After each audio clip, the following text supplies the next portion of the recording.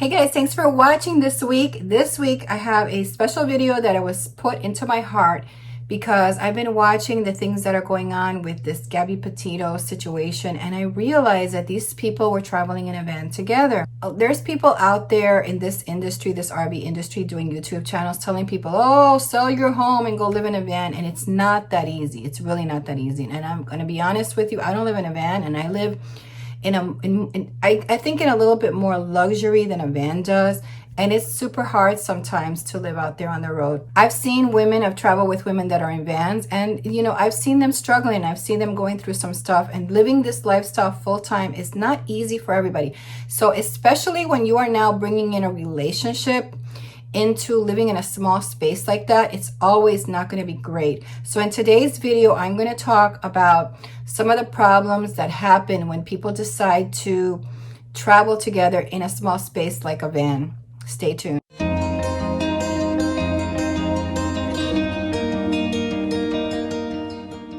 Traveling with a person is not the same as being home in a house with a person. You have all of the space, you have all the accommodations, the luxuries, everything is easy.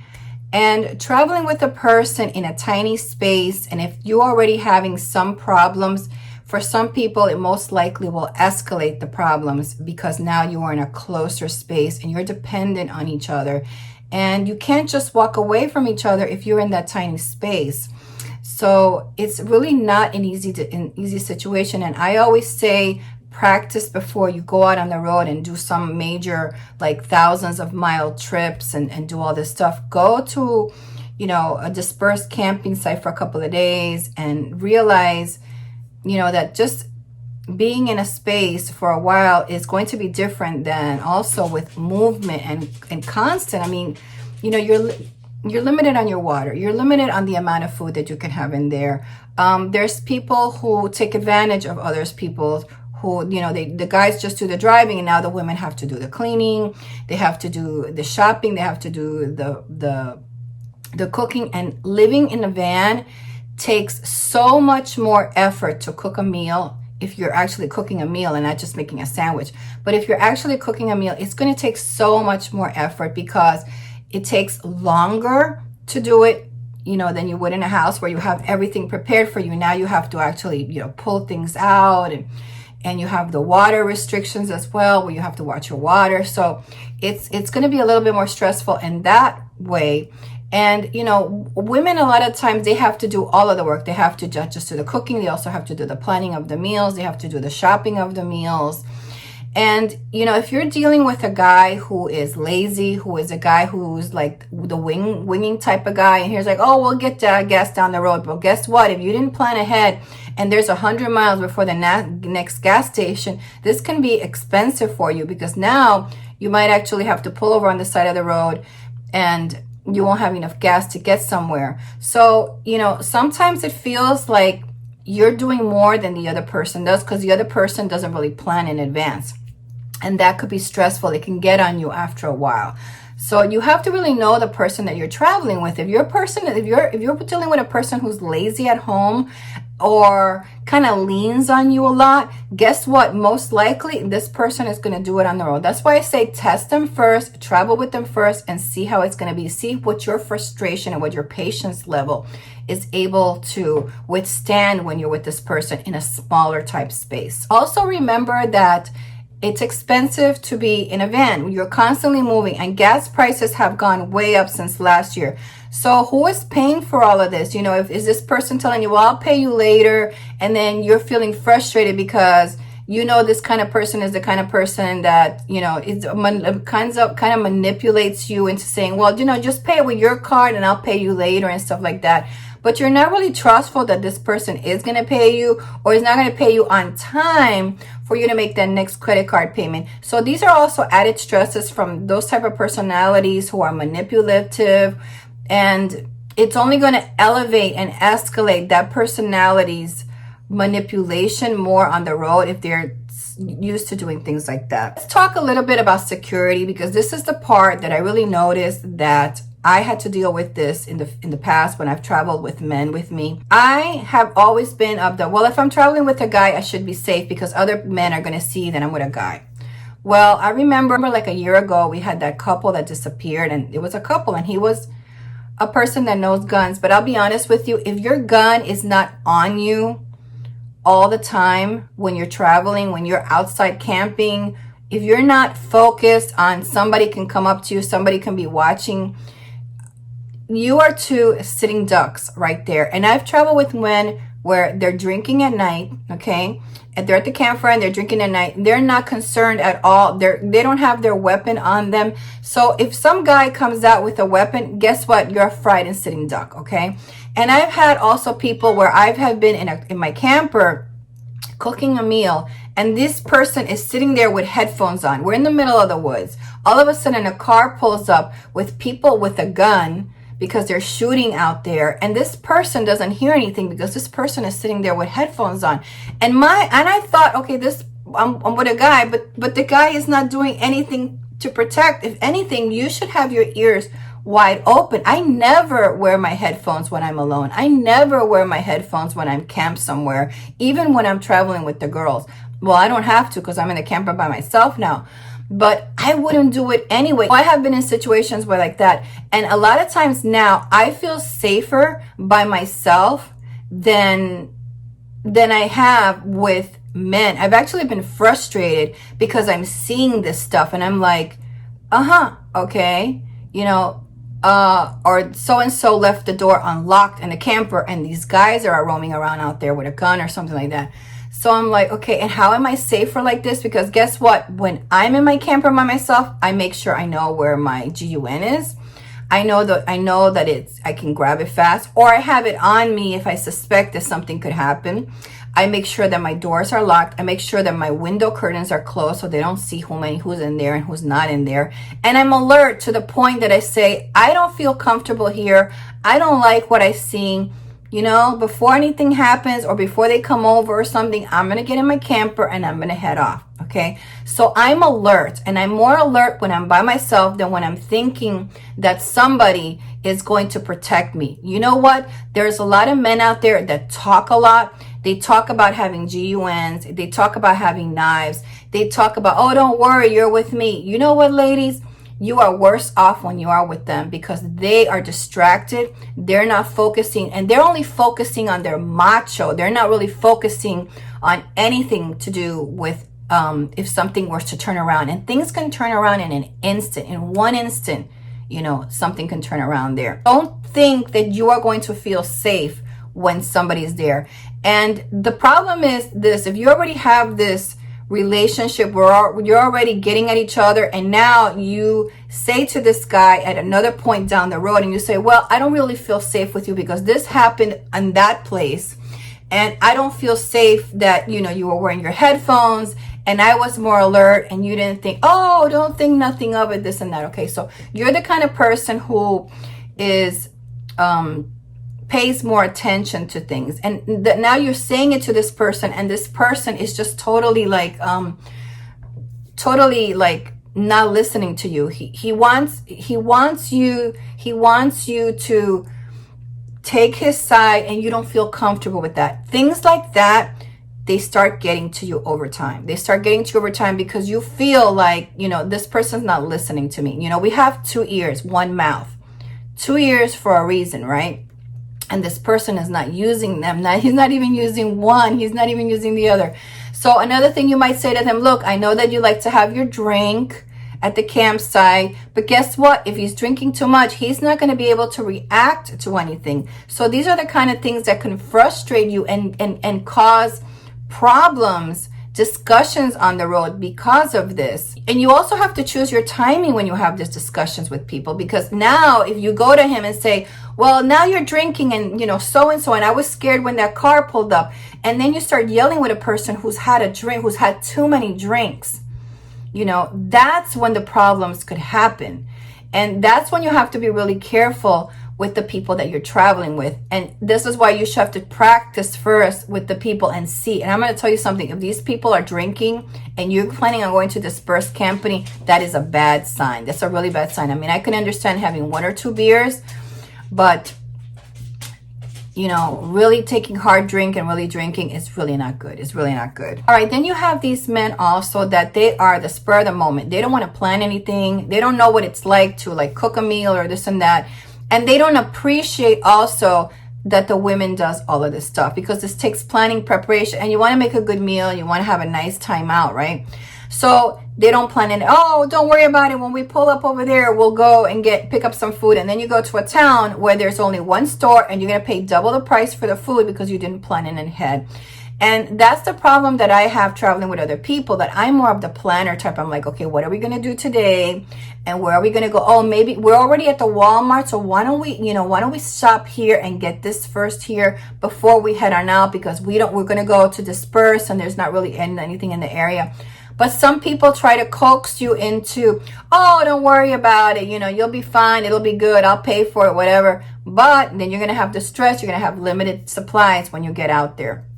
And then it's going to cost more money in gas because now you're going to have to leave to go out and buy something. So these are the kind of little things that start frustrating you over time. Another thing that can be frustrating is when people don't enjoy the little things that you might enjoy. Like, I like to sit and I like to enjoy the sunset, the sunrise. Not necessarily I have to do it from the outside. A lot of times I can see it from my dinette window. I don't like the bugs, and people don't understand that I'm one of those people that the bugs will eat me alive unless I have like 100% DEET on me. I mean, that's the way that my body is. So they want me to be outside and they want me to be camping, but I don't want to be out there this particular night because there's really bad bugs and they're biting me, or I don't feel like putting the oil on. And then they start criticizing, why'd you come camping, this and that. Well, I want to read a book. I want to be in my camper. I want to maybe be separate from you today. They don't get that. You understand? There's people who, and I've traveled with women like this, they are so dependent that they have to have you there all the time. Like, you're in your camper and they're like, oh, come over and play a game with me. And I don't play games. I don't like playing games, and much less going outside in the bugs and playing, like bingo games and stuff like that. That's not my thing. I don't like that. So they feel offended because you're not out there doing the stuff that they do. I don't mind doing it, but I'll do it once in a while, but I don't have to do it every night, And there's people that get frustrated because of that. They're controlling minds and they want you to do what they want to do. I'm telling you, there's people like this. You got to be really careful. So, these are the kind of things that, I'm like, okay, no, that's not for me. But in their mind, they're offended because you didn't play a game with them. And then they are the ones that start manipulating and causing all of this trouble and this drama. So you have to be aware of people like that you're traveling with. Sometimes they don't show these traits up ahead. That's why I'm saying you better travel with them. You better know them ahead of time. And I wouldn't travel with a person like that in my RV, a person that I would want to get away with in the future. I mean, that's why I love the fact of having two. I have mine, you have yours, you go to yours, I go to mine. But the problem is that because I have the better one, right? Then you have a person that wants to be always in yours. They want you to cook, and now you're cooking, you're cleaning, you're doing all of the work. Everything is involved. And so you have double the work, and then you also have to wash the dishes afterwards. You have to clean up. So it gets frustrating over the time because people start leaning on you. You understand? I do like the fact that I have at least my rig to say, you know what? We need some time apart. You need to go your way. I need to go my way because, this is stressful. I can't deal with it. And then maybe we will, if you're able to talk to the person. Some people are just the kind of people that they just, they'll lift a sword at you at the beginning because they can't get it. They can't communicate, and there's like no way to talk to them. These are the kind of people that you really should not be traveling with. And unfortunately, sometimes it takes, a while before you really realize that these people are like that. The bigger the space that you have, you're going to be a little bit more comfortable than if you are in a tiny van. For me, when I traveled, in my camper, I was staying in the bunk room and had the other person sleeping in my bedroom with their dog. So we had that space. You were on one end, I was on one end, and it was comfortable like that because I could get away. I had my own little space that I can get to. And then later on traveling with another person where they had their rig and I had my rig was comfortable. But what I told you before was, it's when they want to move in too that gets uncomfortable sometimes because now now your space is being taken up by this person who constantly wants to be in there, and they don't have communication skills. You have to have communication skills when there's problems on the road. You have to be able to communicate. You have to be able to say, look, you know, you have yours, I have mine. Let's just take some time apart and just, you know, do our own thing for a while, and then we'll talk. But there are people out there that don't want to communicate at all. They want it to be their way. It has to be their way, and that's the way that it has to be. There's no communication. There's no talking. And you have to be prepared that when you walk away from something like that, that you are ready to really walk away from something like that. Because if you walk away and you need your space and you walk away and that person decides to not come back, that's the point that you have to say, well, I made that decision because I felt that it was best for my safety, for my peace of mind, for my patience, for what I could endure, and for my anger, because some of us get really, really mad at a person who's constantly not listening to us, and it just gets really frustrating. And why do you want to go camping?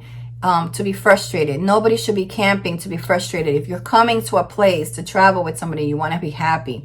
So the personality of the person is really important before you go out to a lot of these places, because you can be in danger from them, or you can be in danger being dependent on them to protect you, and then they're really lazy and they're not really watchful at all. They're not vigilant to their surroundings and things like that. And when I travel, I find that I'm more vigilant in my surroundings.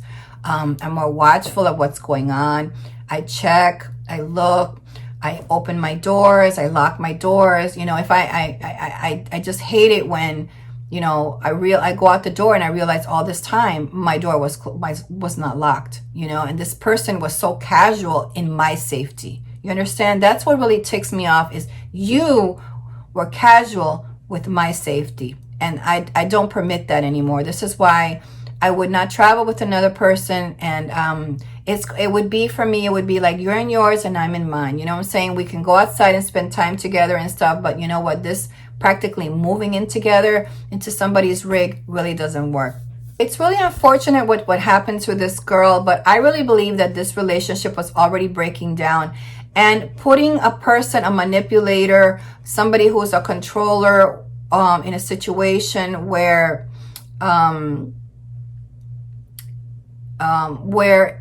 everything is risky and everything is a problem, and maybe it's a person that doesn't want to listen to another person. You know, hearing is important. And sometimes we tell and we talk, and it just doesn't work. And sometimes we might say, well, we want to go back home. You know, she might have wanted to go back home, and he might have said, no, I don't want to go back home yet. And now she's stuck with this person who doesn't let her get back home. And I've been in that situation as well, where sometimes I want to move on and the other person doesn't want to move on. So that's a great thing about traveling with somebody when you have your own rig, because you can move on. But if the person is staying with you in your RV, then you're going to be constantly at battle with what's happening. I am really sorry that this happened, this situation, but I hope that at least all of us, this is not in vain. I hope that this is something that we can all learn and realize that it's not so casual. Don't take your safety so casually that you would put it in the hands of somebody that you really don't know that much about.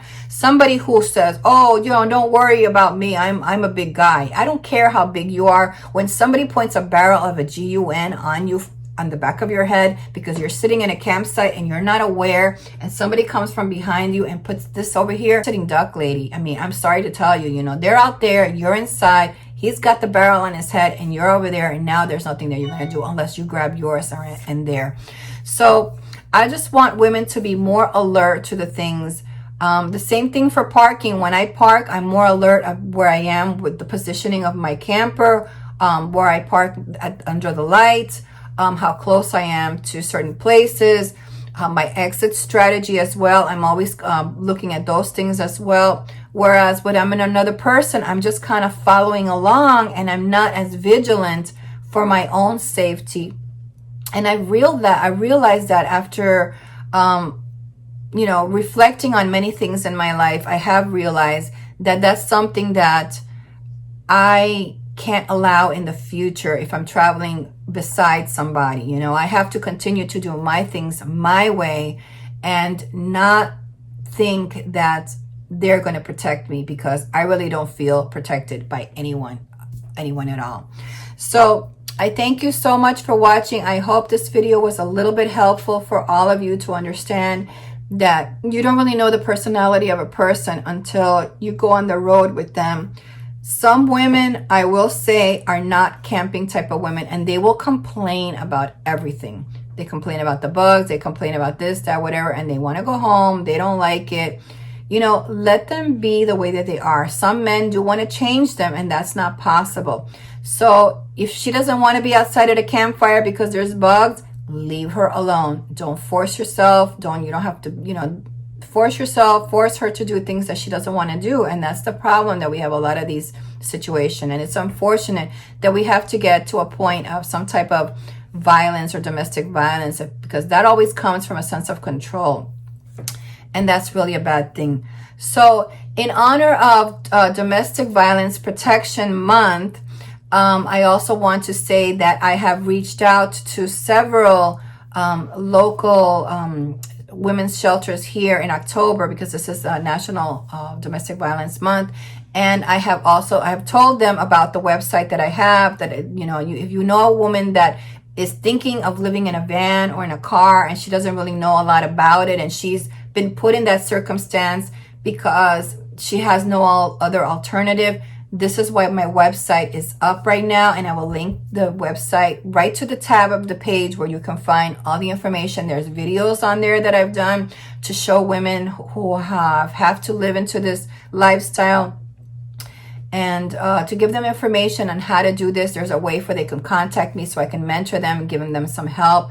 So I've been reaching out to shelters to let them know that now there's a place where women like that, they don't, you know, a lot of women don't want to stay in a shelter. Some of the women that are staying in shelters are really not nice women.